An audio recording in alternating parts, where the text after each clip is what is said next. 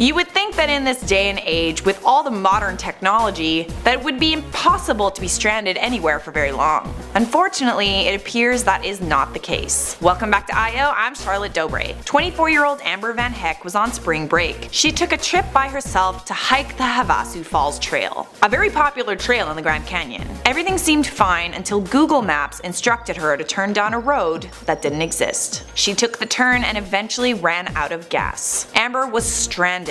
Luckily, she was going for a hike, so she did have some supplies. Amber had to ration her food and water bottles. 3 bottles per day. 3 bottles of water per day in the desert is not a lot, but it's something. The desert was hot during the day, but at night it was freezing. She had no cell phone service, but her car battery kept her cell phone charged. Amber began documenting her experience in a video diary. She recorded emotional video messages to her family that show her sunburnt, tearful face. So here's something that is really useful if you ever get stuck in a situation like this. You know when people are stranded and they write SOS messages?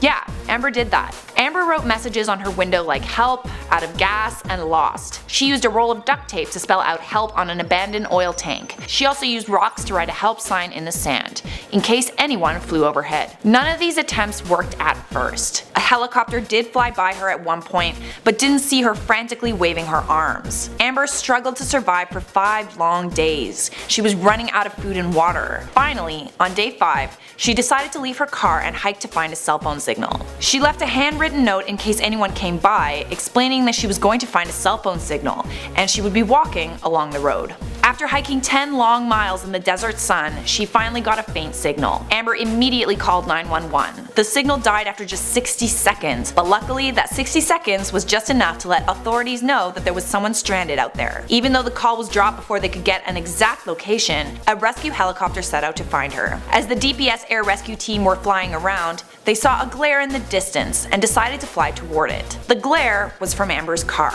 Unfortunately, Amber was not inside her vehicle. She set out to find a cell phone signal. Luckily, they saw the handwritten note Amber left, and they found her on the side of the road. She was rescued on March 17th. Her rescuers said that the reason why she survived was her preparedness. She rationed her food and water, and all the notes she left did save her life in the end. Such a remarkable story, and it just goes to show that it is possible for technology to fail us, and all we have left is our willingness to survive. I know if this happened to me, I'd be dead by day 2. Easily. Congrats to Amber and her amazing accomplishment. I'm glad this story ended up being a happy one. That is all for now. Thanks for watching IO, and if you want to keep watching, click one of these 2 videos floating right over here.